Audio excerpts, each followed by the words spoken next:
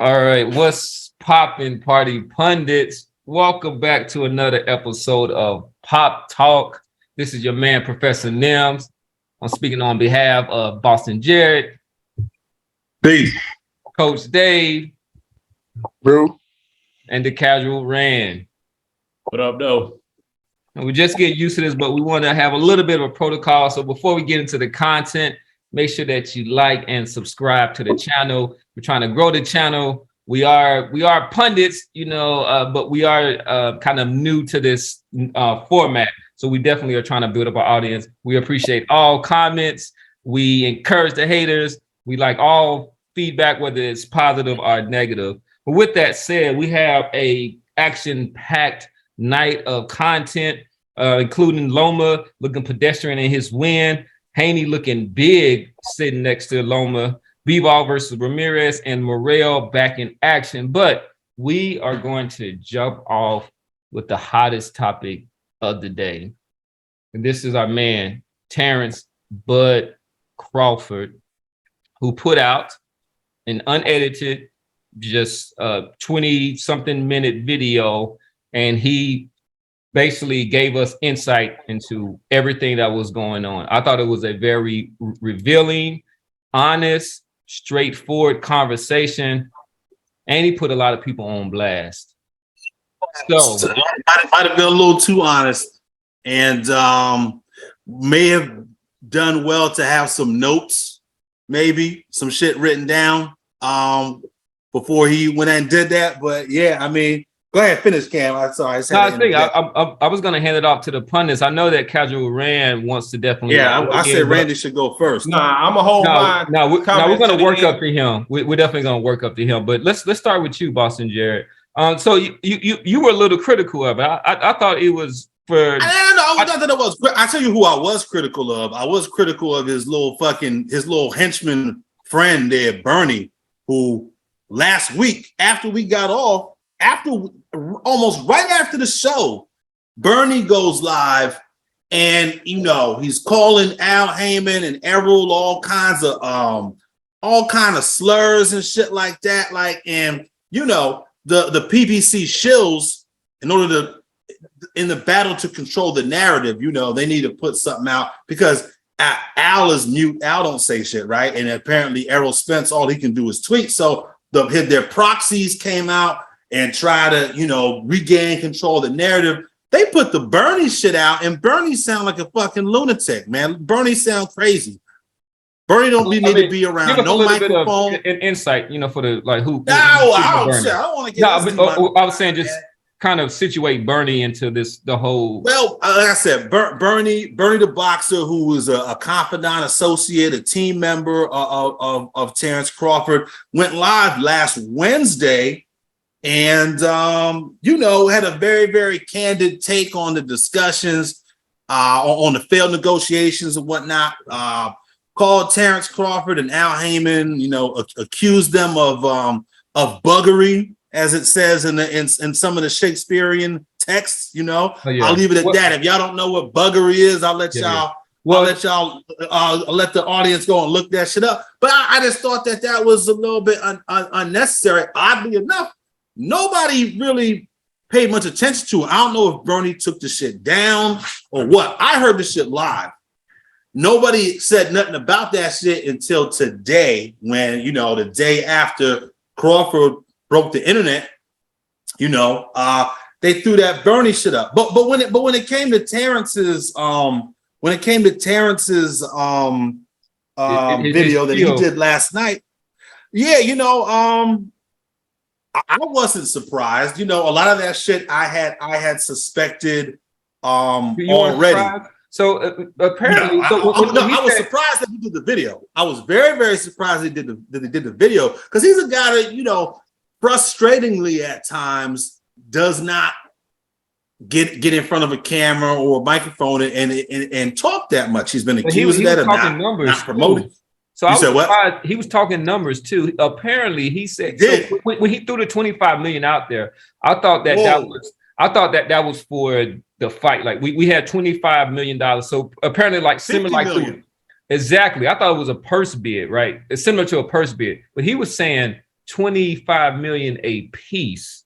Guaranteed, homie. Guaranteed. And he said that he called Errol Spence himself, had a phone conversation. So these are things that can be easily reputed and right there. But that's why, and it wasn't direct quotes, but he was somebody who apparently was speaking directly to Al Heyman. And then apparently since May, isn't that what he said? Yeah. They've been talking since May. Exactly. Well, yeah, it's a long fucking time. And then apparently Al Heyman wasn't even interested in even talking about working with. He spoke about 2 hedge funds, and I believe one of them is linked with the BLK Prime because Coach Dave. I believe Dave dropped the name last week, did. right? Yeah. Dave, that ECF. What was it, Dave? Yeah, EFC something was the management, I think. Yeah, so of the BLK, probably was them too. Yeah, also mentioned that the hedge fund managers were very familiar with Al Heyman. But he said that he said I think I think Al Heyman even they did say that they were very familiar with Al Heyman, but go ahead though. Bob. No, but look, not surprising that, and I know we're kind of jumping around, we're not going in order of the issues he addressed in the video, but look, not surprising that damn, I lost my train of thought. Go ahead. What were you going to say, Cam? And maybe I'll remember. Well, so, I mean, there was a couple of things that I thought that he brought to light. One was the numbers, what I thought were astronomical for a Terrence Crawford and Errol Spence fight. He also about his ability to 50 really, million. I mean, 25 million a piece. Yeah. 25 million a piece guaranteed. And he also spoke about his ability to represent himself, even though he did have a lawyer with him when he wanted to kind of go into these talks, and then how Al Heyman wasn't open to the idea at all. And then he accused Errol Spence of being somebody who really doesn't speak for himself or his boxing career or the direction of it. Right, because he works for Al Heyman. We've known that. The people the talking heads on the internet who will say these PBC guys that are on bosses, it's all bullshit. They all work for Al. They do what the fuck Al tells them to do. But reminds me, thank you, Cam, for saying, did you jog my memory?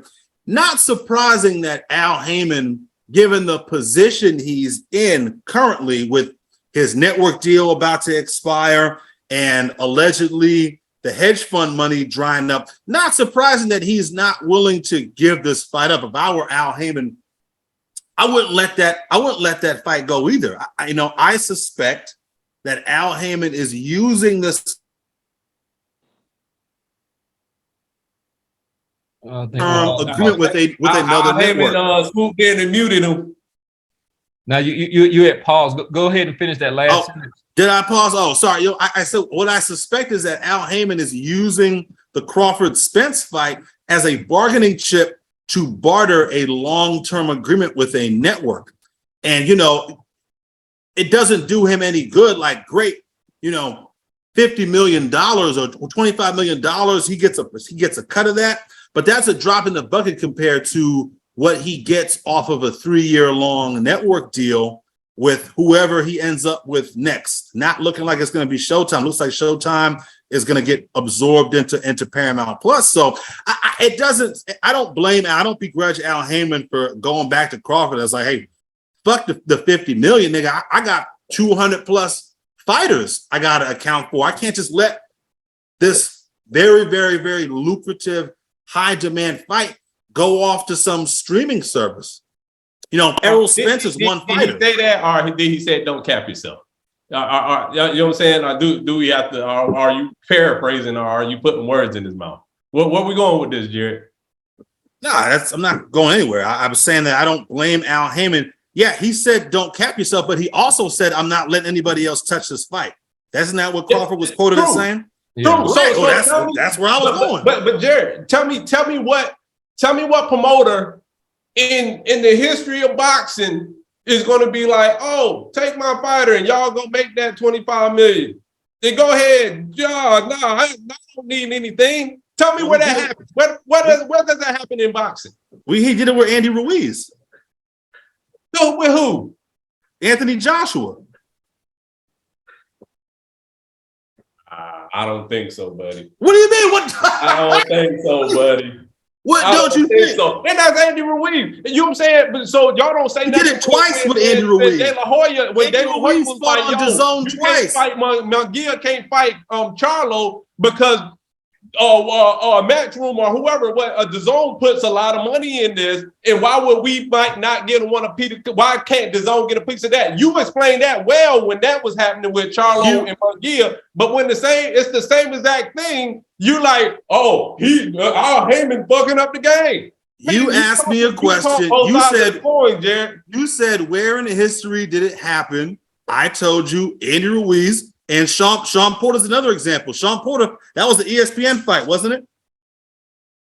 Okay. Yes. And I'm sure that PBC got a cut for that too.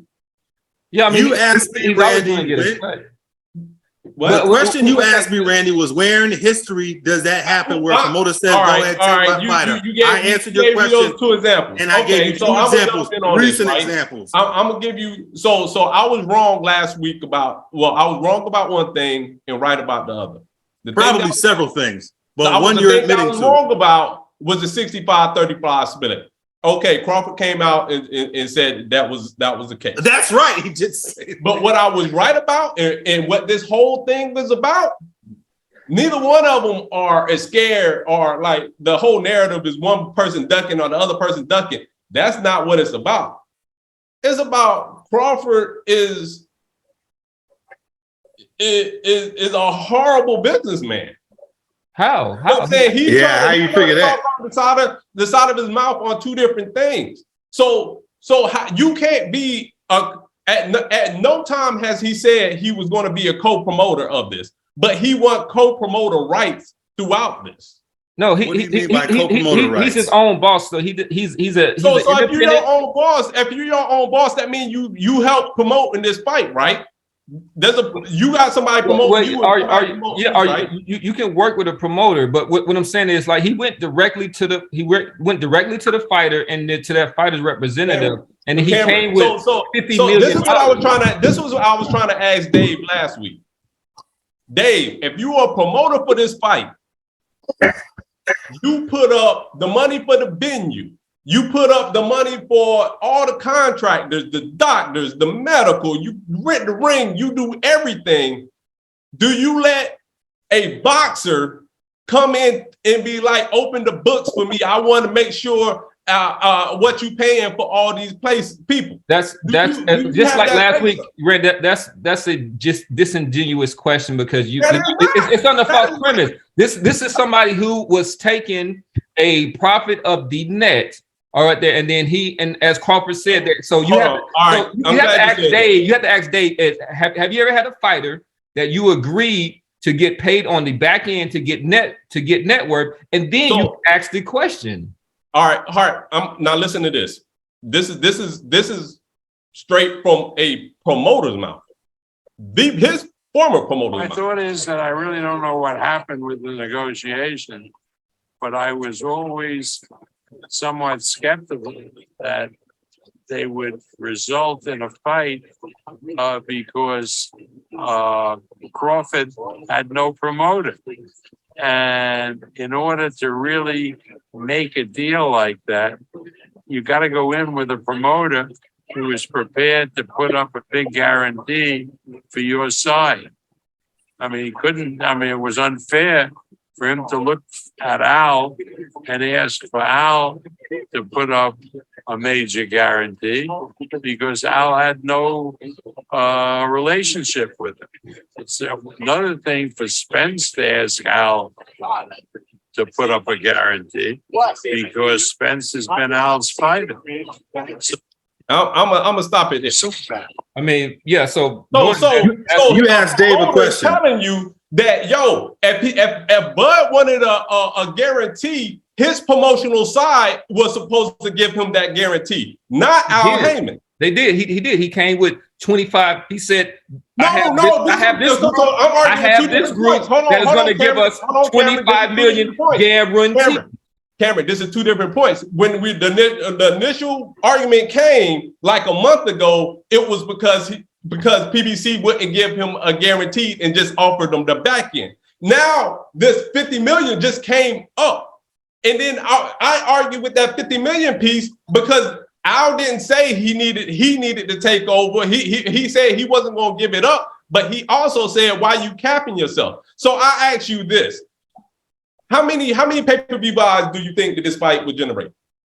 Man, between 500 and 700. Yeah. But I mean, but it's 5 to 750. Dave, what do you think, Dave? Yeah, let's bring in Coach Dave to the point. So, a couple of things. So, and y'all know I ain't no super duper, pay-per-view, all that crap. I don't like that. But yeah, this fight would have hit 700. I think easy, bro. Easy. When Canelo Plant did 800. Yeah. Well, hold on. Well, you're asking my opinion. I'm not arguing about you whether it's right or wrong. You're asking my damn opinion on the fight. So I'm saying it would have got at 700. Probably would have been easy, bro. I'm telling you that hands down. All right. So to second part of Randy's point is, if I'm a promoter, yes, I'm going to be more trusting of a fighter that I have signed. Period. Ain't no ifs, ands, about it, buddy. All right. Even if a fighter came to me saying, "Wow, we have this 50 million put up," right? I don't know what, and we don't know all exactly. We're streaming it. Since these cats and they're going to be streaming it, what do they want on the back end of it with all the how much if it's going to make? So it is absolutely all about money. Me personally, shit. If I was a fighter, I would have got that deal, and then I would let the damn networks work it out. But you got to make a decision. Am I going to get anything on the back end, or am I just happy with this person? So that's where all the negotiation stuff, kind of in it. And what it seemed like to me is to me, Al was like, "Hey, yeah, these 25 million is great, but we don't know what was that conversation between, let's say, the investors and Al in terms of that back end." I mean, there was no conversation. There was never Right. there was no conversation. And that's what Spence was trying to say. He was like, "Man, what about the back end money?" Because I asked y'all specifically what y'all think the fight would do, and I said that Canelo did 800,000, and I think they can at least match me. I think they can at least match the 800,000. Yeah, Canelo also got $50 million or $45 million guaranteed. But I'm not counting this. I'm not counting his part. But I'm saying if you did 800,000 at $80 per pay-per-view, you're almost at $70 million. So you can make more in the back end than what's that single 25 million. That's why the back end, I'm saying, you capping yourself off. Just imagine if he did 1 million, if they did 1 million pay-per-views, 25 million would have been the short end of the stick. They could have been. What if it like does less than that? What if a billion motherfuckers stream that shit like they've been doing? Now you way less than the 25 million. But it's Deontay Wilder just did 77. It's your gamble. It's your gamble. That's what I'm saying. I mean, like, but if you're Crawford, why gamble when you can get 25 million guaranteed? You know what I'm saying? The fighter has done like more than a half streaming million. just started last week. Y'all act like streaming just started last week. When Canelo fought, that was this year, and he had 800,000. So I'm saying this fight would probably do just as good as that fight. So Crawford throwing streaming. Streaming was it wasn't just me. It wasn't just me. Crawford brought this shit up in the video. But I'm saying because Crawford's gonna say it because Crawford never sold 1,000 pay-per-views. So I'm just saying that y'all bringing up streaming now like is the issue. Well, Errol Spence has never done 700,000 buys either. Errol Spence has never done 700,000 buys. He done way more than damn Spence. I mean, Bud. Not way more. How much is what was Spence most? How much? What was Spence's biggest pay-per-view buy? Well, he did like 320 or 500. I think against Mikey Garcia it was his highest bid, but he did probably about between 350 and 4. Hey, let me jump up in here, man. Let me jump up in here. Because I think we missing. You know, it's easy to talk about all the damn money and this money and that money, and which, you know, folks like us, whatever, man, you know, we might not ever even see that money. But let me just quickly turn it back to the most important thing said in that damn interview, man. And y'all know I'm a Bud fan. You know, I've been Team Bud all the way. All right. But let me be crystal clear on record to say, you know, and this is Coach Dave Hawkins saying, I don't give a hell who hears it. The most important thing said out of that damn fight, man, you know, out of that interview was that disappointed me. When the man was asked at 147, at 154, will the fight happen? Bud said he don't think it's gonna happen. Whoa, that was 2 different videos, Dave. That was a video that Randy sent out. Yeah. So I'm not. So I all right. So that video that you sent out, Randy, right? That's the one I'm speaking to. Go ahead, Dave. Sorry, finish. Right. So in that video, that's the thing that made me be like, okay, what's going on? In the whole discussion about this money and all of that, whatever, you know, I'm seeing with Bud, and I'm a Bud fan. So let's put those two together, right? If you want to fight, man, yeah, you guaranteed 25 million, but the promoter that owns the fight, that's really the fighter that you want to bang with. That's who you're gonna have to deal with, man. And at the end of the day, do you want this damn that if you whoop Earl's ass, gonna absolutely open up even more doors for you. How many more doors though, Dave? Well, let me jump in, Dave, because he agreed to take 35% of an unknown number, right? That's what he said. And Randy, you started off your segment with saying that I was wrong last week. Crawford agreed to take 35% of a variable. He has no idea what he's getting 35% of. He said all he wanted was transparency. Yeah. They wouldn't give him transparency.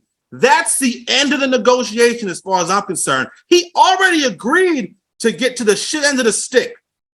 All he wants to know is how much shit he's got to carry on that stick. They wouldn't. Like you said, they don't know how much they can sell 500,000 pay-per-views or 1 million pay-per-views. They can't guarantee I know. Well, down, Randy. Come on, fam. You just want people to be open up to the records, all right? Not like anybody who's advising him would be derelict in their duty if they were saying that, yeah, just whatever they send you, whatever they type there, just accept that. So just take it. That's crazy. So one thing that we can agree on, right, is that we're not gonna. So one thing we're gonna agree on is right. We're not gonna listen to cousin, nephews, and all these other ones when they just as legitimate news sources, right? Because that's who you get your sources from. Because the cousin said he had guaranteed money. But the point though. But look, though, see, this is what I'm getting at, man. This is what I'm getting at. This is what I'm getting at. So look, I know we talk about two, but I'm pulling the two together. Y'all understand like what I'm doing. So even my point of it is if you whoop Earl's ass, you Crawford, and you whoop Earl's ass, right?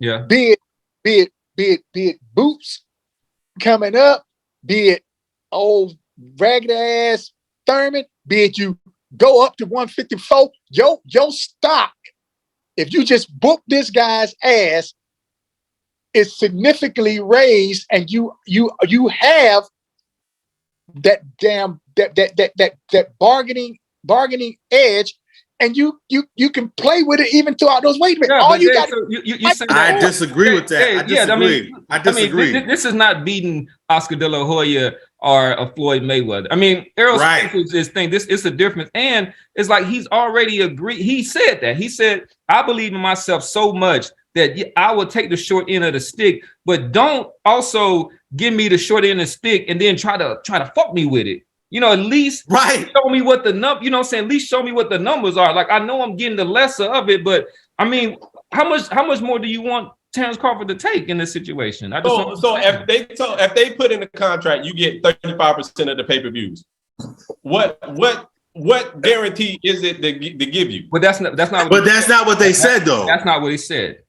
What did they say? We get They said 35% of the net profit. the net profit. So he needs to know what the expenses are. If you don't know what the expenses are, Randy, how do you know that your net profit is accurate? They could give you $1.50 and say, "Hey, man, we had 80 gajillion dollars." I don't understand this. You know what I'm saying? So you going to a company that has put on the biggest pay-per-view boxing event in history. You know what I'm saying? That put on all the top 10 biggest pay-per-view events. Wait, who? Who's done that? No, they haven't. PBC. PBC just started or whatnot. So, like, how They they did done that? Canelo. They did Canelo Floyd, and they got Floyd Floyd Pacquiao. Floyd Oscar was on HBO. That wasn't a PBC event. Wilder. Hold on. PBC was not formed until Richard Schaefer left Golden Boy. When Oscar De La Hoya fought Floyd Mayweather, that was under Golden Boy. And then when Canelo fought Mayweather, Canelo was with Golden Boy, and it wasn't a PBC. But let's not go too far down that rabbit hole. Randy, what point are you trying to make so we can debunk this shit quick? So I'm saying, why would you think? Where have been shown throughout history that PBC shitted a boxer, shitted them out of money or anything? They control the biggest pay-per-view bouts in history, but all of a sudden there hasn't been any case, Why do Randy. you keep saying that, Randy? What? Why do I keep saying what? That they put on the biggest bouts in history. Pull it up. Let's pull it up. They look. Well, I see what he's saying. It says right here. It It says that PBC started in 2015, right? And it said that. So they started 2015. When was Pacquiao? What was Pacquiao Mayweather? I was like 2016, 2017. 2016. When was Canelo? When was Canelo Mayweather? That was like 2013 or That's 12. no. Canelo Mayweather. Guys, we going way out That into was left field here. 14. So that was 14. So Okay, and they started in 15. And they started in 15. I'm saying, Randy, what point are you trying to make, man? Because we kind of going off on a tangent here. Al Heyman has been in control, putting on the biggest fights in our generation, right? I'm not talking like maybe Holyfield Tyson, but all of a sudden he want to dick over somebody who can't sell and has no viewership, but I'm just gonna fuck him over. But Randy, he's never ever, only one other time has he negotiated with a promotional free agent, and that was when he got Tyson Fury up off the couch to go fight Deontay Wilder. After that fight, if you recall, the first thing Tyson Fury did was run to a promoter because he knew that having a promoter, he knew that having a promoter was going to ensure he wasn't going to get fucked over. The PBC niggas told Terrence Crawford, hold on. Come on, you know, one PBC nigga, that was Adrian Broner, told him. No. See, you don't even know what I'm talking about. The PBC motherfuckers told him to leave Al to come over here so we can make the fight. He leaves he leaves Bob. They said, leave Bob and come over here. He leaves Bob, comes to them as a free agent, and they still can't get the fight done. So what you want this cat to do? He took the short end of the stick. Is the hold up, but don't say it's PBC is the hold up. It's Bud the hold up. That's a technicality. You're right. Bud is the hold up because Bud is not going to take 35% of X. where he don't know what the fuck X is. But He'd be a dumbass. And he still agreed to that. Black Prime is promoting his next fight. Why didn't Black Prime come in and talk to PBC on his behalf then? Pete, well, for what I've deduced, he went to Errol Spence on behalf of the two people who offered the 25 mil. And I think one of those two was Black Prime. This is what frustrates me. You think that somebody that helped build your career, put you on a stable where you can get the 3 belts, because those 3 belts belong to was in the PBC stable. So I helped you build your career. You become a 3-time champion, but now allow you just to walk away. Randy, I spent 5 minutes. Randy, what promoter does that, man? Randy, I spent 5 minutes. I spent 5 minutes explaining why I understand why Al Heyman wouldn't want to do that. I literally spent 5 minutes saying I understand why Al wouldn't want to do that. Didn't I do that, Cam? So I don't understand why we keep bringing up the 25 million, because one, for the 2 reasons I explained. The one, you're not going to let Spence is not just going to walk away from PBC to fight that one fight and to be like, oh, I'm gonna come back. And 2, Al Heyman was like, yo, why are you capping yourself? You do it this way, we do it right with promotions. But I'm gonna tell you this right now. Even with the promotion, I wouldn't even do it the Black Prime way. We're a month out. Maybe a month and 7 days out from the Terrence Crawford fight. And what promotion y'all seen on that? We haven't seen any promotion. So what point does that make? Yeah, what point does that make? You got to promote a fight. If you're the fighter, if you're the fighter, you get you're guaranteed money. Like you get your guaranteed money. You want to fight. All right. So we need to end this. It's just, I guess we 2 different ways of looking at it. That's why Bud and Top Rank didn't get along, and that's why Errol Spence and PBC get along. Bud always wanted guaranteed money. And then Al was that's not true. What you're saying is not true. They did get along. He re-signed. Why did he re-up with them? Why did they even offer him an opportunity to re-up if they weren't getting along? Bob Arum said he can build a house in Malibu off the money he lost from Terrence Crawford. That was after he re-signed with them. They offered him a contract to re-sign. Off the belief that Terrence Crawford would be a draw and become a household name and build money. Terrence Crawford never promoted himself. Terrence Crawford never fought a dangerous fighter. So why would they offer him another contract? Why would they offer him another contract? They didn't offer him a 3rd contract. They offered him a 2nd one. You said he never promoted himself. They offered him a 2nd one when he came up to be a champion. So he came up and be 147, and that's when they offered him that contract. But you said they never got along, and he never promoted himself. 3 years ago, bro. You just funny, guys. I mean, what point is that making? Come on, guys. And he never promoted himself. So why wouldn't they just cut their losses within the last 5 years? Let's say that then. All right, guys. So one thing I want to say is that PBC, they broadcast their first fight in March 7th, 2015. And the highest pay-per-views have been Manny Pacquiao versus Floyd Mayweather, which was in February 2015. That's not a PBC fight.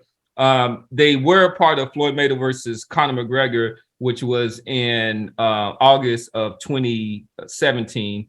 Canelo, the next is 3rd is Canelo versus Floyd Mayweather, which was in 2013. Then it was Floyd Mayweather versus Oscar De La Hoya, 27. So I just don't understand the narrative of they've been this big pay-per-view. So you don't think Al Heyman was Mayweather's manager at the time? He didn't. He's not his manager. He's a financial advisor. He's an advisor. He didn't promote it. Okay. That would be a violation of the Ali Act. All right. So let's look. So pull up from 2015 to now and see what the biggest pay-per-views were. All right. It was Canelo Golovkin. And then it was Wilder, Fury. Yeah, Canelo Golovkin's 1 and 2. The Wilders. Canelo Bivol was up there for last year, 2021. It was the highest one. Yeah, but I mean, it was lower than Wilder's fights, and it was lower than Wilder's PBC. Yep. So I mean, I understand you nitpicking, but like, all right, he wasn't. No, you acting like that. All right. You told me that Dave in the history of boxing, in our generation, been around 7 years. In our generation, or within the last 10 years, PBC has been involved in the biggest pay-per-views in boxing. Because they don't have. Yes. Yeah, he has. But again, I don't understand what point that proves. It's not guaranteed money. It's not guaranteed money. When was the last time that they did you have no idea? When was the last time they did? You have no I said biggest. Did I Cameron, at one point did I say put on millions of pay-per-views? I said the biggest. Well, 800,000. If 800,000 was the biggest last year. That means it was 800,000. It was the biggest, right? And the pay-per-view buys have declined year by year. Each event, each big event, they keep making less and less. Motherfuckers don't want to pay for this shit. And this idea, this is another thing another point I want to make. This idea that you hear from some of these talking heads on YouTube that if these companies make the best fights, people will pay for them. They will. Is bullshit. Niggas is not going to pay. They will pay for more. They do that, man. They're tired of boxing. They're tired of boxing, man. Why you think? I don't know that it's that. They are, man. They're tired of the pot. Like this strains me to no end. When you look at the UFC, which is just a promotional company, if they throw out Conor McGregor or even a Habib Nurmagomedov, they're gonna do $1 million plus.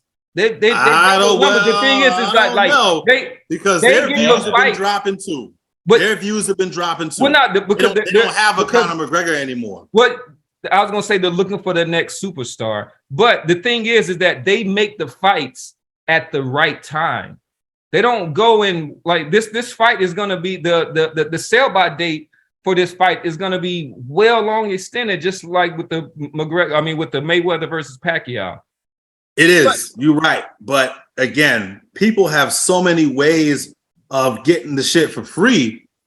Why would you pay for this shit? Like, I mean, it's a social aspect that a lot of people don't understand. Also, like the restaurants can't stream it. You know what I'm saying? Well, a lot of people go to bars and restaurants to watch the fights. I know either last year or this year that whatever Jake Paul, I'm not talking about his latest fight, but he sold over $1 million when he fought. Yeah, and then every TV in a restaurant that has a fight going, and that TV has to pay for the pay-per-view. So, right. But a million buys is tough. It's exceedingly difficult to achieve a million buys. The way the culture is right now is 23. It is. But but to Cameron's point, if the top fighters start fighting and it becomes a household name again, I think people will pay for the pay-per-views and people will start going back out. Like I remember back in the day, Buffalo Wild Wings used to show the fights. But now Buffalo Wild Wings won't show any fight besides UFC. Well, they get charged so much money for the fights. Yeah, I mean, they get charged. And then they're not guaranteed that the reason that they would show the fight because they know that they're guaranteed this crowd and they would have a charge, right? They would have. So like I said, so it's a social aspect to it. But I think the social that part it's been in decline because the level of competition that boxing is starting to put out. Like I think that it's the access that people have to these illegal streams. I mean, it's like a quality piece of clothing. Like will you pay for these Gucci sneakers because they're quality, or if I give you a free pair of Gucci sneakers, the same pair, you're not gonna take them. You're gonna take the free pair of Gucci sneakers. Niggas is not gonna pay for shit they don't have to pay.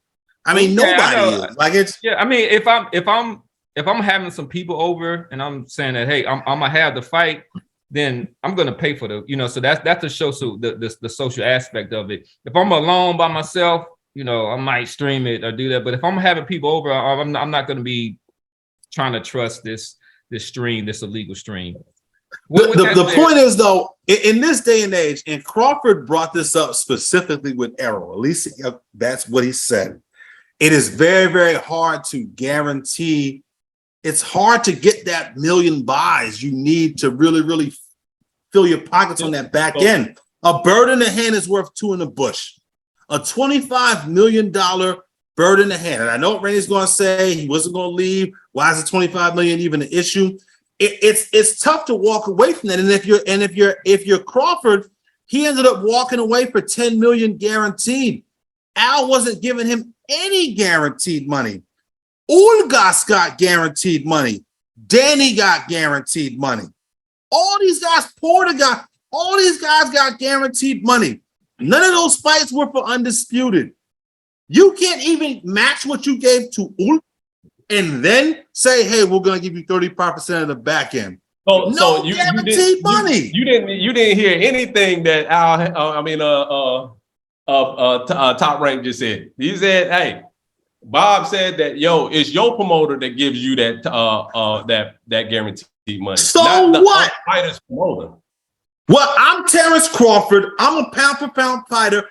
I represent the last piece of the undisputed puzzle. You arguing with something that a real promoter that really does this, that really lives this, just said that, look, in fights at this magnitude, a boxer can't go to the opposite promoter and ask for guaranteed money. It's up to your promoter to guarantee you your money. But so what you're saying is that Al Heyman is derelict in his duties, because if Errol Spence wants to, he's not doing what it takes to make the fight, because he's not even willing to guarantee Crawford what he guaranteed Ulgas for a unification. He's not willing to guarantee $1 million to Crawford for an undisputed fight. So Al Heyman is derelict in his duties. Who's Ulgas signed to? He signed a PBC. So what was the point I just made? In that, I have no fucking idea what point you just. What point? Okay, you just made. The point is, the opposing fighter's promotion company is the one that's supposed to give the guaranteed money. Ulgas is so signed. Ulgas and Spence were both signed to PBC, so both of them get paid guaranteed money. But Crawford's a free agent, so his free agency, whoever money he getting money from is supposed to front him. He has nobody to front him. He's a free agent. The free agent. Well, then he don't get no guarantee. We all agree. That's what I'm trying to tell you. We all agree. We all agree. That's what Bob Arum just said. I know, but listen, Bob Arum is speaking as a promoter. He wants every fighter to have a promoter. If fighters are free agent and they're negotiating on their own, then he's out of a job. That still don't change the fact that your fighter get their guaranteed money from your promoter. If you don't have one, then you can't go. You can't go to the opposition and be like, "Hey man, let me get this." If you don't have one, you go and talk to somebody and say, "Hey, I can get you this guaranteed," and then you bring that to them, and then they say, "No, I'm not going to do that." That's just that's what happened, right? And that's exactly. Because Errol Spence. So it's like I started off with this. This is just different views of promotion. So like throughout Errol Spence's career, he got minimal guaranteed. He would take like $1 million guaranteed, and all his money came from back end, because he knew he was going to sell from 300 to 500,000 pay-per-views, and that will guarantee him. That's nonsense. That's not. You made that shit up. He may have done that shit one time, Randy. Like, what are you talking about? He did that shit out last year. All right, guys. So we've been on this topic for 45 minutes. Yeah, we've been on this topic for 45. It's dumb, because Terrence Crawford was on Top Rank making more money than Errol Spence. And that's why Top Rank that's why he's suing Top Rank now. That's not why he's suing Top Rank.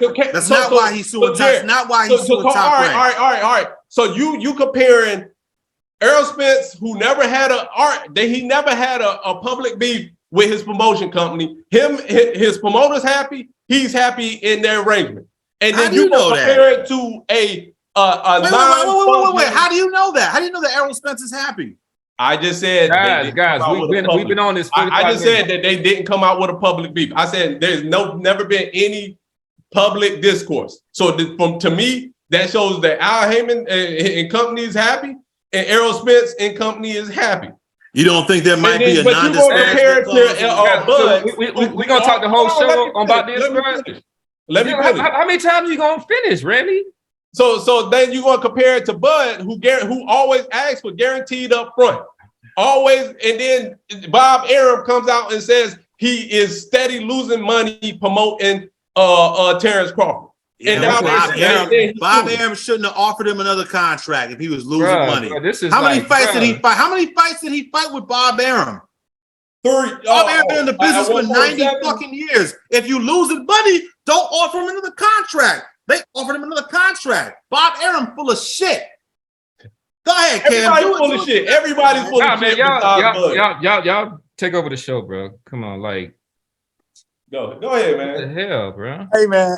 Hey, look. Hey, yo, man. So, all right. That end of that shit, man. End of that shit. I just let the motherfuckers fight when they fight. On that one, man. Let them fight when they fight, man. So where we at on the time, Cam? Because that shit was long, bro. So that shit was long. Like, man, that's more than half the show. So we got let's go into Loma, man. So Loma, he won this weekend. He looked a little pedestrian, which is kind of put it kindly, but in traditional Loma Chico fashion, he came on the end after he was able to kind of make his reads and download some of his data. As soon as I unfreeze, I'll be able to finish my point.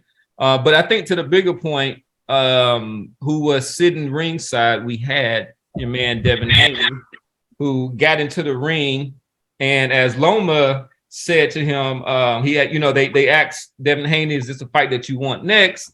He did say he wanted, and Loma responded, was like, "This guy looks like a heavyweight." He looked almost a little bit intimidated. Devin Haney just replied that, we'll see once we get into that ring. But Coach Dave, since you haven't had a chance to talk in about a half an hour, so let me talk some damn boxing analysis, which I instead of boxing finance, ain't nobody on here no damn accountant. Can we analyze some fights and shit? All right. Absolutely. So absolutely. in a nutshell, I thought the fight was probably a little bit closer than some of the cards, bro. I do think that kid, man, was putting it on, in the beginning of that fight. He was just doing a little bit too much more moving than I thought, because Loma was definitely willing to come. I think the guy could have took advantage of his size if he just stayed still a little bit and let Loma come on and walk up into some of that shit. This fight really, really could have been a much, much different fight. Now, I did enjoy looking at it. I do totally agree with what you said about, Loma looking a little pedestrian. And in regards to him fighting Devin Haney is going to whoop Lomo's ass. He is going to beat Lomo's ass. And he's going to frustrate Loma. I ain't saying he's going to stop him and knock him out, but Loma is in for a damn fight with this kid. I just don't see how he's going to be able to overcome just the physical and athletic dimensions of Devin Haney. The guy is way bigger than him. He has a long jab that he stays behind, and I see Loma kind of running himself into some hard right hands if he's trying to avoid that jab, or he doesn't see it. I'm not sure if he's going to get stopped. I think he can get stunned, and you might see him backtracking a little bit. Is it a good fight? That's the question, I think. Yeah. I think it's a good fight. I tell you why it's a good fight. I tell you exactly why it's a good fight. It's a good fight, number one, because look, this cat was bigger than Loma. Loma felt like, okay, I've been away. I had something to prove. He's gonna feel like he got something to prove against Devin. Even in his current past fight, Loma was actively hunting, aggressive, coming after this kid, hands down. I think with Devin, if you take a look at his second fight, even with Kambosos, man, Devin was a little bit more aggressive. Didn't get the stoppage, but I think he was going after Kambosos' ass.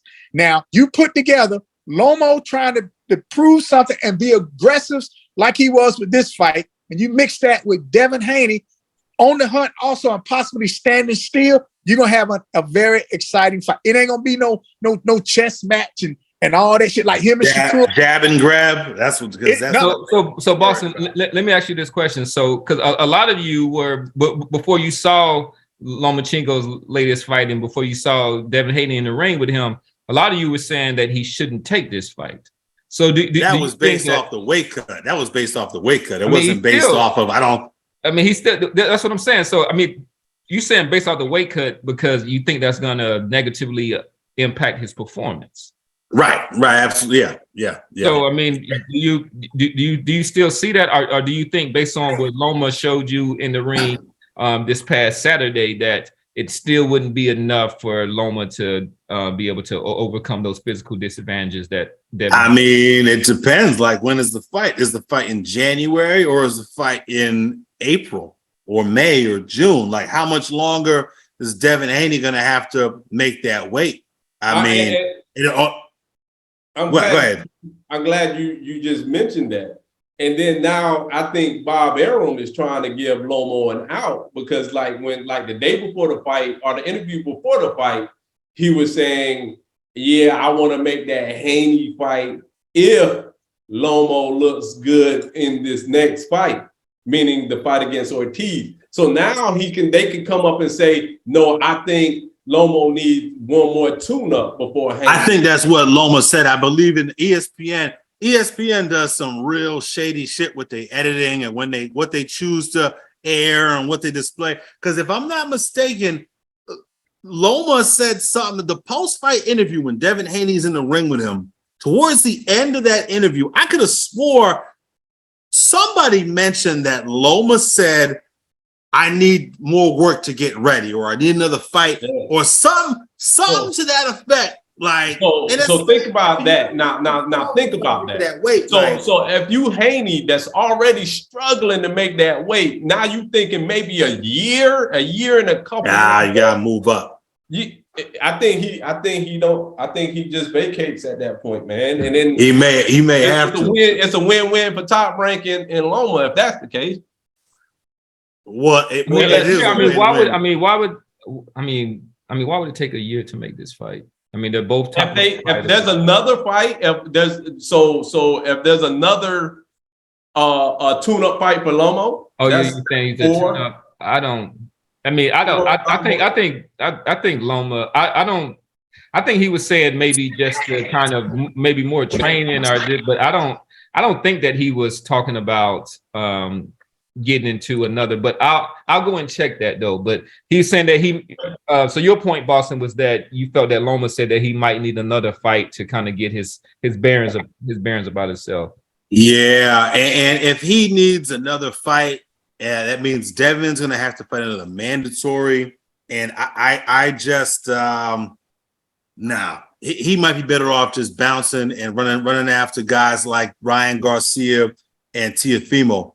Those are more lucrative fights, to be clear, right? The Teofimo and the Ryan Garcia fight are more lucrative. And look, it's not the same caliber of scalp. It's not the same quality of boxer that Loma is, but you're going to get more credit in the court of public opinion for going after full-sized 140-pounders. As you know what the Paulie Malignaggi's are going to say. Oh, let me not say Paulie. The Lomachenko fans are going to say that the Lomachenko, because it's already started, right? He's a small 135-pounder. Look at how big Devin is. He goes in there and beats Loma's ass, even if he has to murder himself to make weight and he wins. I don't think it's as meaningful as going up to 140 and going after a guy like Teofimo, because again, he's undisputed at 135. He could always exercise his WBO, whatever that little WBO clause, where you can jump right up and fight either the champ or fight the number one guy.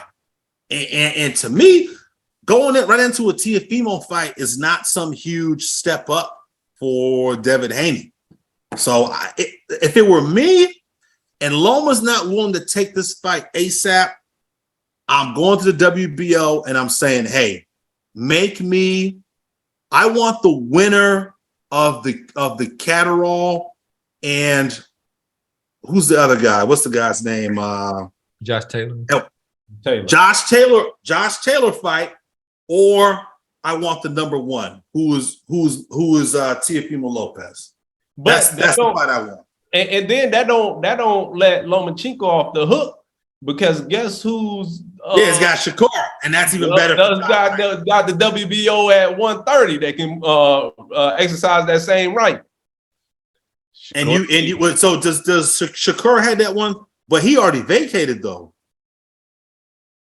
Did he? Yeah, he lost his belt on the scales. That's right. That was overweight. That's right. Yeah, 140 now. But still, Top Rank is still going to now. feed him to Shakur. So, like you said, Randy, it really is a win-win for Top Rank, because that way you get to feed Loma to Shakur without having Devin beating him up first. Well, I mean, I still see the fight being made. I think that I know. I just think so. One thing with Loma is that he's smart, and he realized that he needs to kind of knock off some of the rust and this, even though it wasn't his best performance, he still did get the win. And I think that he might even be banking on a hard weight cut for Devin Haney. And this is his best shot, because all of those, unless Devin Haney goes and vacates, and then all of the belts will be fractured. But if you watch any of the interviews leading up to the fight, he said the only thing that matters to him is undisputed. He said, but to Lomachenko. Lomachenko, right. He said the only thing that matters to him is, and this is his best opportunity. If not, he's going to have to go and pick those belts up pieces by pieces. And, that's why we fight the fights, and that's what makes it interesting, particularly if there is some amount of risk or danger on the other side. And even though he can, I can envision a very long night, and a very stiff back, because usually that's what happens when the jab keeps popping you in the forehead. I can see his back tightening up from that Devin Haney left jab. But I think that he is in the pocket. Well, Bob Arum is in the pocket of Lomachenko, and I think he's going to push to have that fight in the spring. Whoa! You said that Bob Arum is in Loma's pocket? Yeah, I think that for some reason Bob Arum wants to sell us the fact that Lomachenko is a star, but this is somebody who said who compared Lomachenko to Muhammad Ali. I haven't seen these type of skills since Muhammad Ali. Well, that was before Lomachenko lost, and it was before he started losing money on Lomachenko, because quietly I just see ain't no money off that dude neither. So this is what I'm betting on. I'm betting on Lomachenko taking a tune-up fight and then going the WBC route. If he does that, all he has to do is fight. If Haney moves up, Lomachenko will be fighting Isaac Cruz for the empty WBC. Well, yeah, because Isaac Cruz is number 2 in both the WBO and the WBC. Yeah, but I'm saying, well, in our previous scenario, if Shakur can move up to fight for the WBO belt, I don't think Lomachenko want that either. I think he'll go after the WBC, a vacant WBC with Isaac Cruz.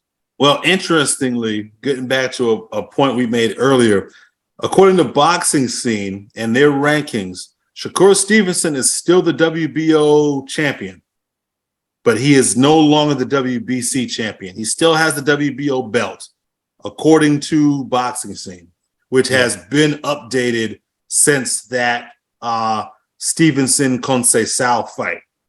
So he may still be the WBO champ. He still may have the ability to exercise that fight against whoever the champion is at lightweight. It's gonna get interesting, especially the Isaac Cruz angle. That we talked about that last week, man. The problem is we don't know what the hell PBC's network situation is come next year. It's too late to make those fights for this year, right? We're already first week in November. Those type of fights aren't going to get made until next year. And if PBC doesn't have a network, So who I don't know. I mean, who network would that be on? If is Lomachenko fighting Cruz for the? It would have to be on ESPN if PBC doesn't have a network. So I don't see why that would be a holdup for that fight. I mean, I don't know that what's the look. Hopefully it works out and it's no issue. The WBC convention, I believe, is next week. So that's when all these fights are going to get called. That's when fights are going to be ordered. That's when fights are going to get mandated. That's when people like Loma, like Isaac Cruz at lightweight, like Carlos Adames at 160 pounds, David Benavidez at 168 pounds.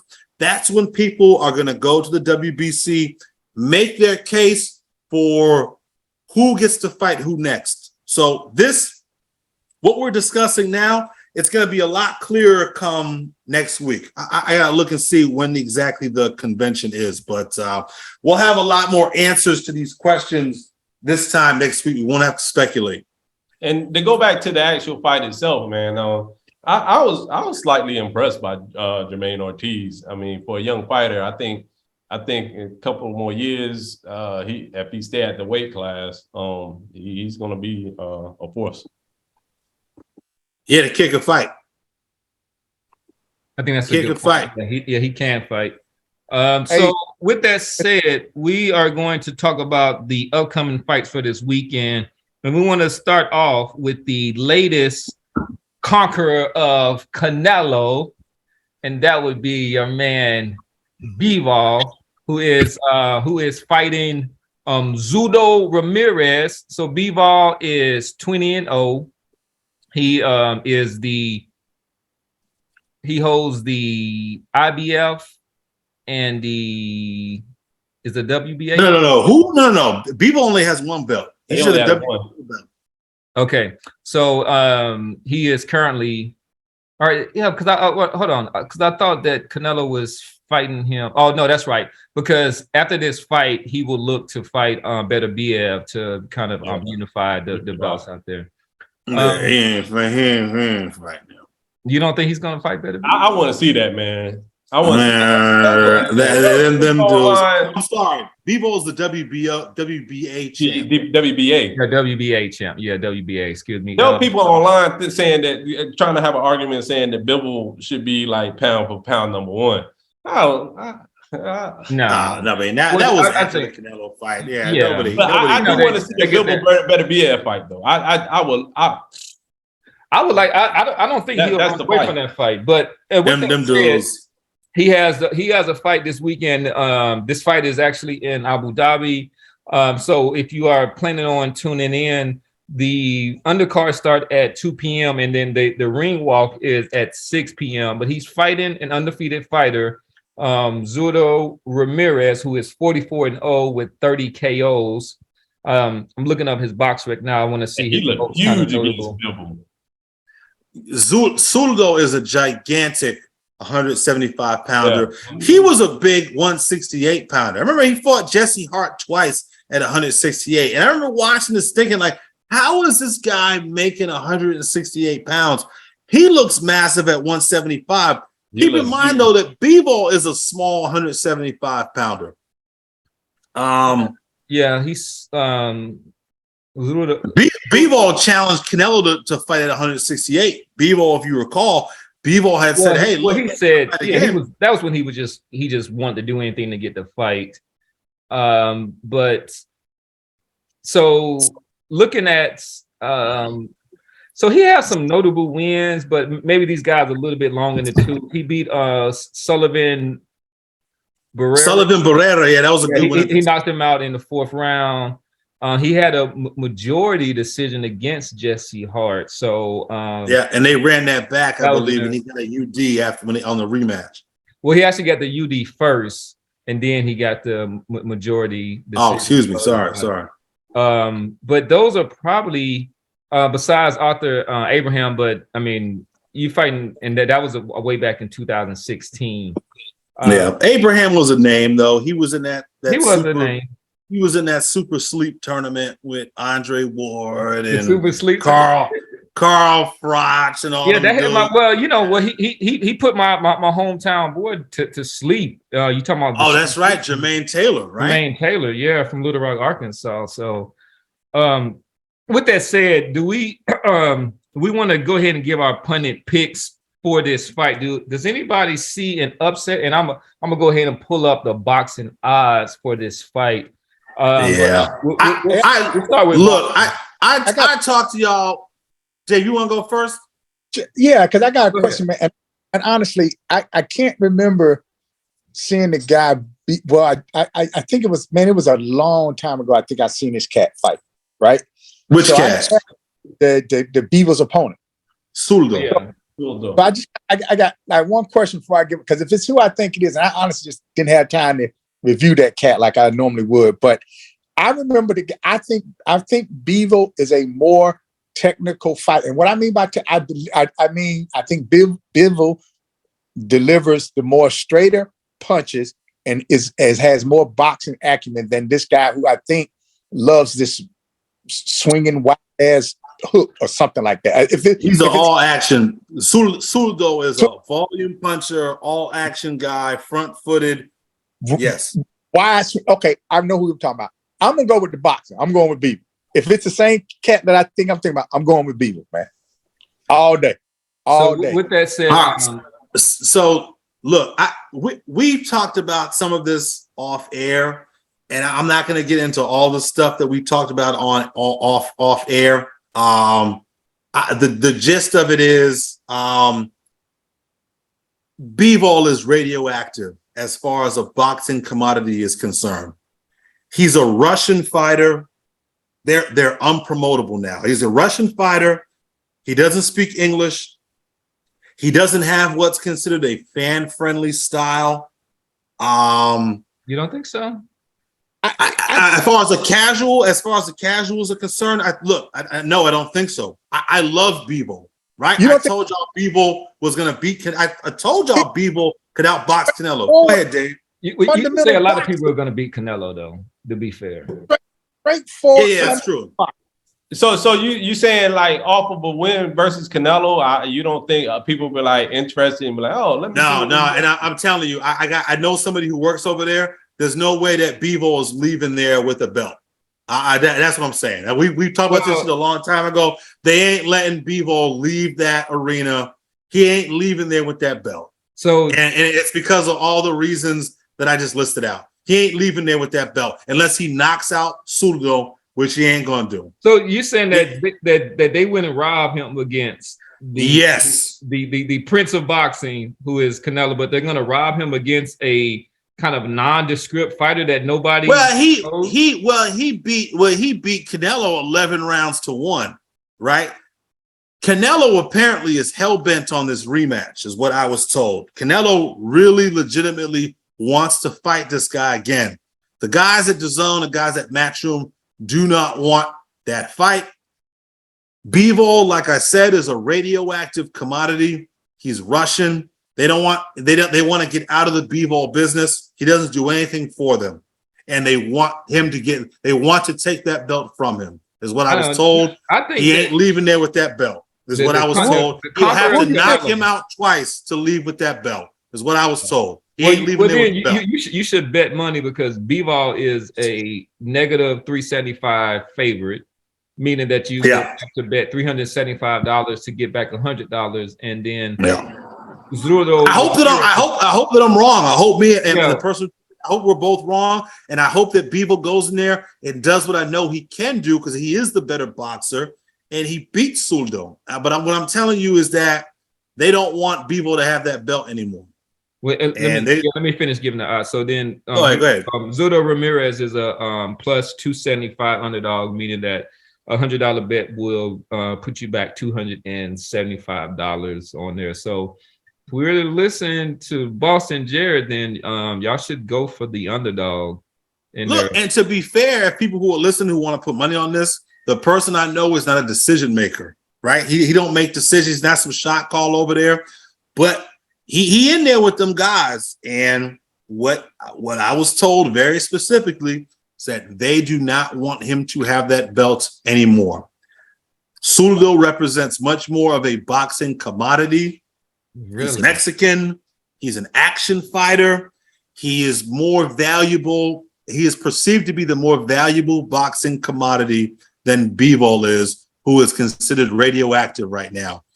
Not just because of his style, but because he's Russian also on top of that. It's basically what I was told. I'm gonna go against that. I got Bivol, who is I got him winning a unanimous decision, and I say that he will get his wish, which is for the undisputed clash against Beterbiev. But that's just maybe just the naive boxing fan in me who wants to kind of see all of these belts united. But that's who I am going for in my pick. The casual one.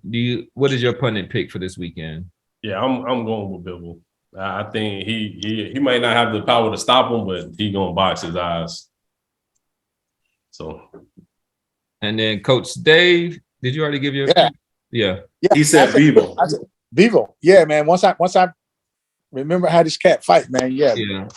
So we got an upset alert according to Boston Jared. So if it's a close fight, and then these are even remotely close, he ain't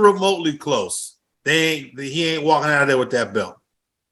You think the backlash against Russia is that strong? We'll see. It's not like I said. It's not just that. I told y'all what I was told, and that is the feeling over there. This guy is radioactive.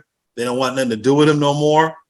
He doesn't do anything for the company as a commodity. But a guy who Canelo is actively chasing doesn't do anything. Well, apparently. And then if the guy Ramirez wins, Canelo always what does he always say? I don't want to fight a Mexican. I don't want to fight another, And this is not African American. This is a Mexican.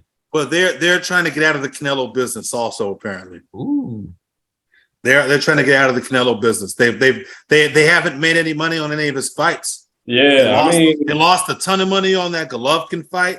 They lost money on the Bivol fight. They continue. They've lost tens of millions of dollars. Apparently, they've lost a shit ton of money, and the decision makers over at DAZN have talked to Eddie. They're getting out of the business. He's got one more fight contractually with them, and if they can avoid that fight, they will. There's no desire on their part to make a Canelo Bivol rematch. There is no desire to make a Canelo Zurdo fight. It is get this belt away from this guy who does nothing for us, is the sentiment that was conveyed to me. All right. So and the last fight that we're going to talk about for this weekend is one of Boston's favorite fighters. This is David Morrell, who he's actually fighting. I guess he has a belt, which I'm a little confused. He has the super middleweight WBA championship, but he has the Tank Davis belt. Yeah, so he's a regular champion. The Reggie belt. Yeah, the Reggie, smoking on that Reggie, and then he's fighting your Bolsonelli. Bolsonuli. Aidos Yerbolsinolai. Bolsonelli. And this is on Showtime. The undercard starts at 9 p.m. and the ring walk, they expect for them to be around 11 p.m. Morrell is at 7-0. Bolsonelli is at 16-0. He doesn't really have any kind of fighters on according to his box rec of note. Well, Lennox Allen, who he stopped, is the same guy that David Morrell went 12 rounds with. So that's the one fight of significance that if I'm not mistaken, right? Yerbolsinolai stopped Lennox Allen, right? Yeah, he stopped him in the 12th round.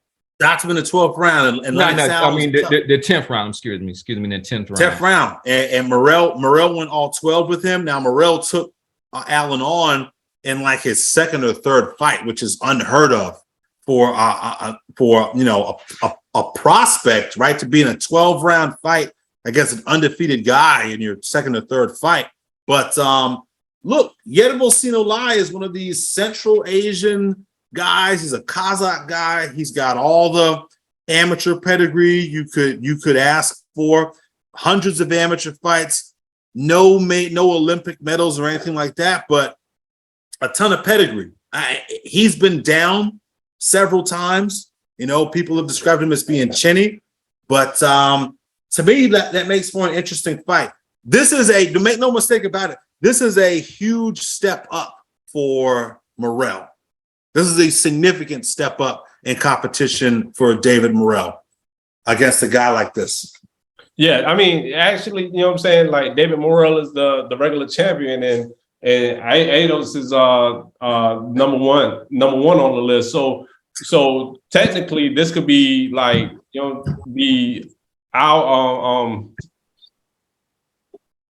Canelo's mandatory. The winner of this can be, if WBA want to pull his card, this can be Canelo's mandatory, which I doubt. But was Triple G a mandatory, or was that that was a voluntary?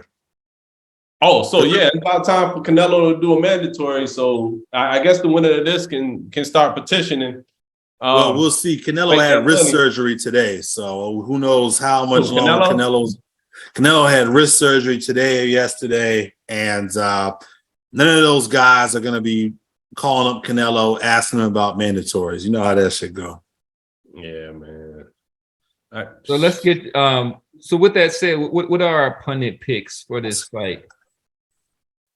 And gets MORRELL. And who wants to go first? I'll pick MORRELL the decision. All right, go ahead, Coach Dave. Yeah, I take MORRELL. God, no. Yeah, I take him by decision, man. I take him by decision. All right. Let's go with you, Boston Jarrett. I'm gonna go MORRELL in 8. Yeah, I think he drops Bivol Sinolai once early, and I believe he drops him again last third or quarter of the fight. I think he stops Bivol Sinolai, who has proven to be a bit chinny. He's been down a bunch of times. I'm gonna go with the stoppage win for MORRELL. Also, I think that he wants to use this as an opportunity. He's headlining as the kind of showcase. I think they matched this in a way where they know that he can look good in this fight, even though it is against an undefeated fighter in Bivol Sinolai. But I see him getting a late round stoppage, maybe around the 10th round. So we won't really get into it. There are some other fighters that we want to give note to that are it's the return of Andre Durrell. He's actually going to be on that undercard, and J. Rock Williams is also going to be fighting. So we actually have a pretty fun-filled fight.